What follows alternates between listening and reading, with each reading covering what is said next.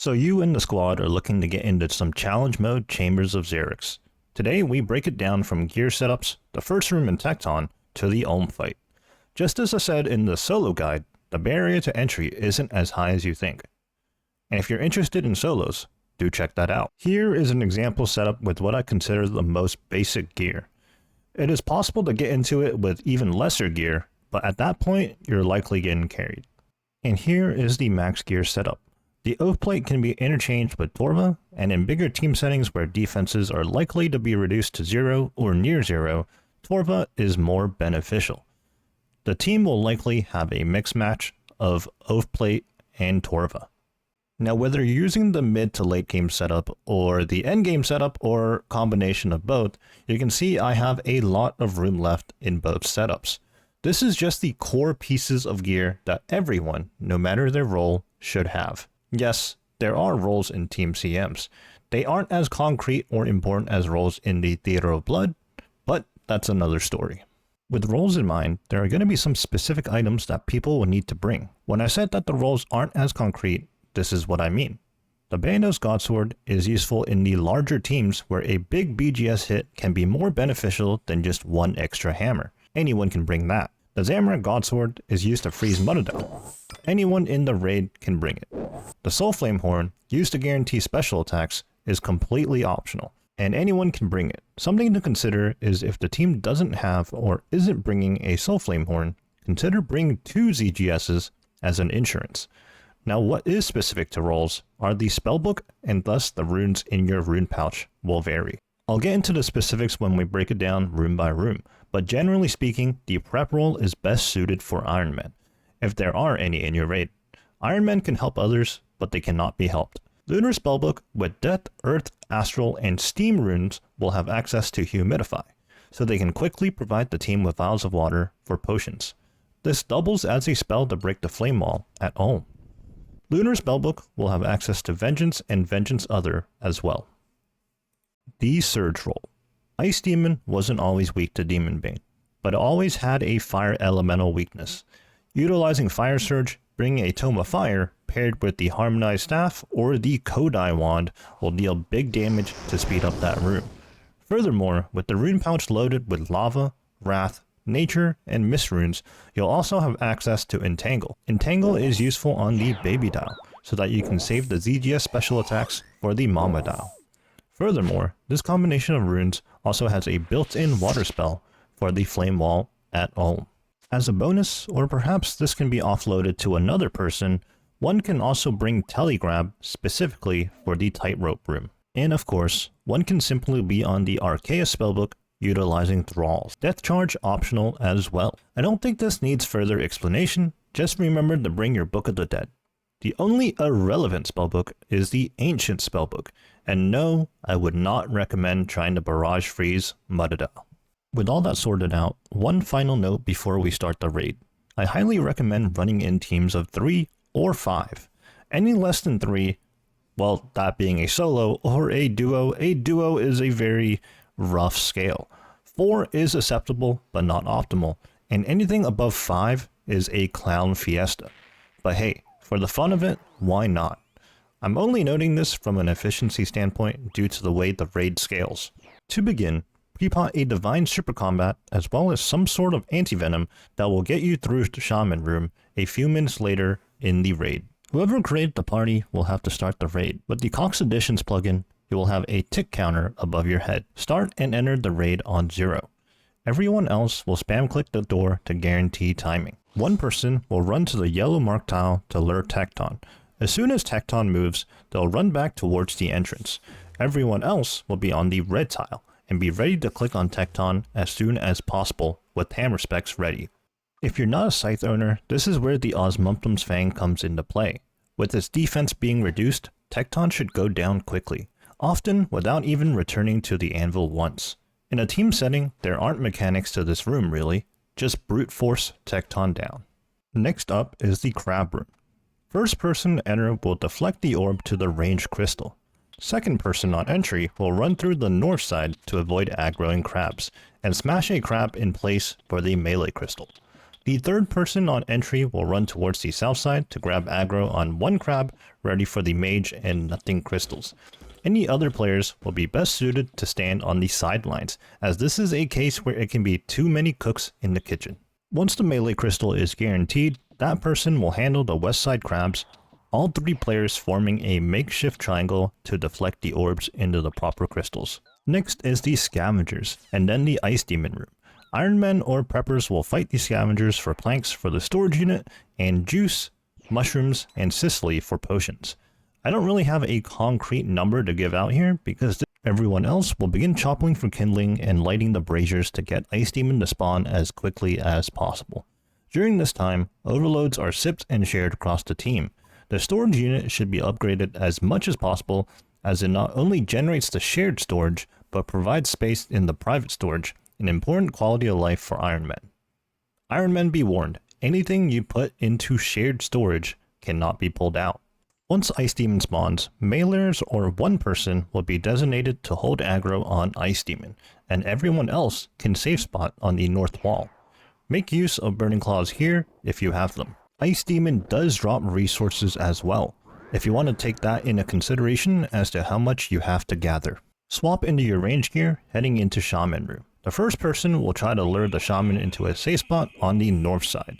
If it doesn't cooperate, they'll have to run along the edges to prevent it from jumping, and kite the Shaman using a walk one tile, run one tile pathing method. Ideally focus down one Shaman at a time, but in larger team scales, it can be hectic. Be sure to pick up Buchu seeds. Consider picking up the other two seeds as well to prep overloads. This isn't necessary in small team scales, but in an all Iron Man team or a large team, overloads may need to be prepped. Make sure to grab the farming tools, plant seeds, and a clear inventory to begin prepping. Those on Lunar Spellbook will humidify vials for the entire team. Prepping is different for every team. Most teams will have the mindset that everyone will prep for themselves. Others will have designated people make potions for the entire team. Coordinate this with your team. As you become more comfortable with prep, you can start finishing your prep as you run to the next room. Withdraw all your melee, mage, and range gear, and any DPS spec weapons. For mains, you can simply deposit and withdraw all, and your inventory should remain the same. For Iron Men, you'll have to manually withdraw as your private storage will be cluttered with your own potions. Take about 2 to 4 brews and 1 to 2 restores. Sip an overload and enhance. Drop it to share it with the team if necessary. Next up is Vanguards. In this room, I highly recommend having one person parked at each respective Vanguard spot permanently, and others can rotate around based on the damage done. It's important to be patient in this room. Take extra caution with the melee Vanguard, as sometimes when safe spotted, it'll path away and towards another person. Let me circle back to prepping for a second here. Vanguards drops a ton of supplies, which includes the 3 respective potions needed to make an overload. Consider planting a Noxifer seed so that someone can quickly create their own overload after the Vanguard room. Thieving room. Minimize the time spent in here by beginning to open chests as you work your way further into the room. After 3 to 4 chests, put them into the trough, and repeat. During this time, it is best to organize your inventory. Withdraw all the specialty items that you previously banked, so things like the pickaxe, salve amulet, ZGS. In terms of potions, prioritize restores more than brews. Just like the start of the raid, spam click the doorway to begin running to the next room, being Vespula. Make sure to set your quick prayers to redemption and augury if using a shadow, or otherwise rigor with T-bow or Bofa. As you run towards Vespula, definitely protect melee against Scavengers, particularly if you're low HP. They actually do hurt in CMs. Upon entry, make sure to path over the tile and attack the portal. If using a ZCB to spec, it does have to be long range on this particular hit. After hitting, immediately run to the tile, begin attacking the portal and stepping back to that marked tile next to the grubs. This is the same strategy as solo, but it can be a bit overwhelming with other people here as well. Take your time. This is a DPS check. If this is a concern, delay a tick as you exit the Thieving room and run past the scavs. You'll likely be low on supplies after Vespula. In between Vespula and the Tightrope room is a prep room, so resupply accordingly. Ideally, this is the last chest you open until Olm. Prioritize brews more than restores. 2 to 3 restores at the most is all that's required. Tightrope room has a lot of variations of tackling it. The most basic way is to target one mob at a time and then safely cross the rope. However, it is actually more beneficial to tank the majors and rangers and skip the room in that sense. Some teams may opt to finish the majors, have individual players tag each ranger, and one person cross the rope. Alternatively, the rangers can be tagged, and the person crossing the rope will protect against the majors. A more advanced method is to have a single person chin or venerable to grab aggro. I briefly touched on this in the beginning, but to further speed up this room, one may also pick up the keystone, drop it at the rope, and have another person telegrab from the other side. As soon as the keystone is used, all the mobs will be finished. There is one final chest here before having to go through the entire floor 3, so if you must, resupply here, but ideally you should be set up so you don't have to. Swap into your melee gear with pickaxe, because up next is Guardians. The strategy is the same here in solo and teams, but in teams you do have to be synchronized, otherwise PKing may ensue. Attack the Guardian, run back one tile, walk in one. As soon as your character stops motion, click on the Guardian again. Protect melee can be optionally used here as an added safety measure. As Guardians finishes, swap into your range gear. ZCB if you have, otherwise save your melee specs for the crystals. One person will immediately run into the room and lure Vasa with the marked tile, delaying a tick at the tile, then running back to the team. Everyone else will stand just outside of where the flame spawns and enter once the flame shows up. Here, you are free to start DPSing Vasa down. Pray range and try to space the team out accordingly so collateral damage does not occur. The direction Vasa pass is random. Be ready to swap into melee gear to DPS down the crystal if needed. This shouldn't be expected to happen, but if DPS is bad, after reaching 3 crystals, Vasa will teleport the players. One person locked into place next to Vasa and the rest elsewhere in the room. Pray mage and everyone needs to converge onto Vasa to split the damage that it'll deal. If you need to brew after the teleport has occurred, as damage is calculated based on your health before you get teleported. After Vasa is a scavenger room. Replenish your run energy if needed with the energy pool available and move towards mystics. If you are using a twisted bow or any other range, be sure to equip your salve amulet. Without the salve, the only other valuable option is to max mage shadow. The mystics will more times than not be spaced out in roughly like as shown. Focus the purple mystic as you drag the mystic over to the northeast of the room. This is done by hiding behind the flower when you're on weapon cooldown. The keys to this room is to lure mystics in the melee range but corner safe spot them, and to ideally focus one mystic at a time. Tanking several mage hits will add up and deplete your HP, and these things have hands, so be wary when running past them in melee range. Ideally, you want to finish off the mystics at this last corner safe spot, so that you are ready to move to the next room, Muttadile. If the tendrils haven't spawned in the room, here is a neat little trick to skip them. As the skeletal mystic is finished, stand in this corner next to the doorway.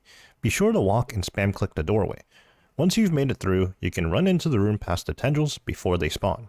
Sometimes based on the Vasa room, this won't work. Also, in explaining all of this just saves about 1 tick in the raid, so not relevant in the grand scheme. Just like Tightrope room, there's a lot of variation in this room. If your team has Entangle and a ZGS, go ahead and stand on south wall as shown. Entanglers, be ready to cast as the baby dial reaches 50% HP. As soon as the baby dial is finished, run over to the corner along the water. Protect range, swap into range gear, and fight the Muttadile. ZGS owners, be ready to special attack as Muttadile reaches 50% HP.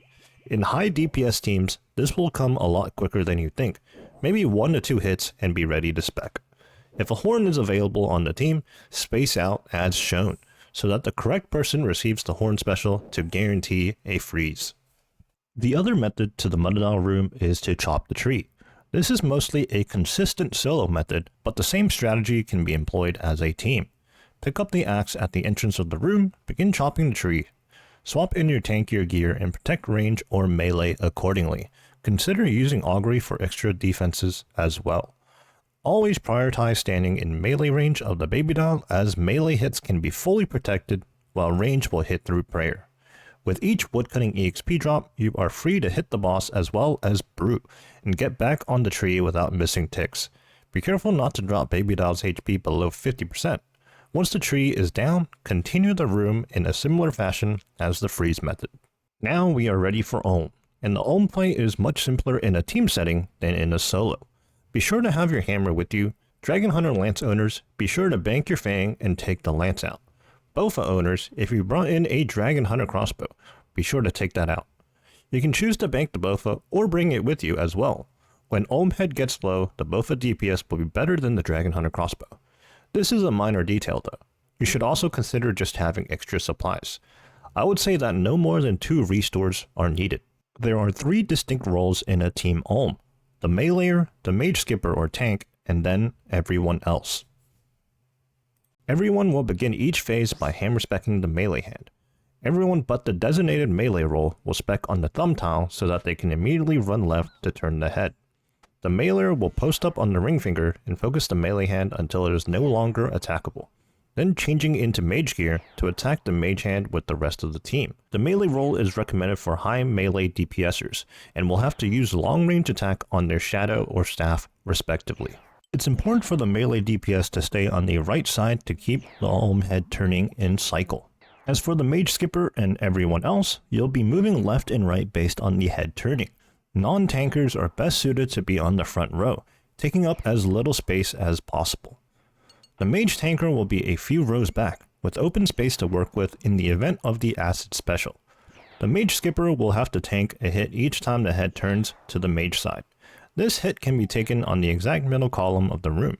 In doing this, you can prevent being caught inside the flame wall. If a special occurs, the entire team will have to stay left and tank a hit before moving to the right. The skipper will tank 2 hits in this case. Once the mage hand is done, the entire team will focus down the melee hand. Space 1 tile apart from your teammates. In big team scales, some will have to stack on top of another. This is to reduce the risk of spreading the burn, and will be an easier time to handle any specials in general. When the teleport portal occurs, the standard is to meet at thumb.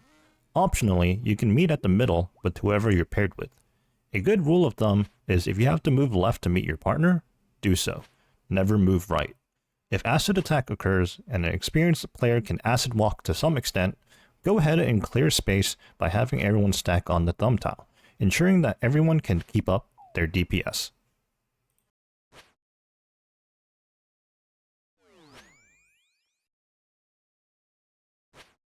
Everything we've covered so far is applicable to Phase 1 and 2. On Phase 3, however, the team will camp the melee hand until either the lightning special or the teleport special occurs. This is dependent on your team's DPS. As soon as the special occurs, everyone, the meleeer included, must run left and attack the mage hand. This should immediately put your entire team into cycle, as the meleeer works their way back towards their respective position. As this is Phase 3, both hands must go down in a small window of time. It is good practice to finish the melee hand first, before the mage hand. This is to prevent the healing mechanic from occurring when you're under the time constraint. In some cases, the melee hand may still be high health while the mage hand becomes low. You can balance this out by getting in melee hits during the mage skipping cycle. Now we've made it to the head phase. No matter the team scale, you will have one person on the far left and the far right. These people will take some damage as the head turns. Meanwhile, the ones in the middle will continue to turn the head left and right. The people in the middle will take 0 damage. As such, usually the mage tanker will have priority for this role, since they took all that prior damage. Obviously, discuss this with your team, and it could be situational based on the supplies of each run. The head phase has its own unique mechanic, with pulls. If they are not stepped on by the team, they will deal damage, and also heal the boss. If possible, try to step on them. But it's not the end of the world if you don't. In my opinion, keeping the head turning should take precedent. That should do it for the Team CM guide. I know I didn't cover every possible detail or strategy under the sun, but this should be enough information to get through the raid. I did throw in a few more advanced things here and there. The tough thing with Team CMs is that there will always be some variations depending on who you're raiding with and what gear they may or may not have. The differing account types are a factor as well.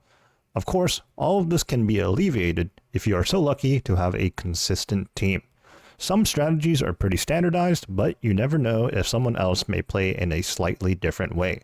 Just some things to keep in mind: communication is key.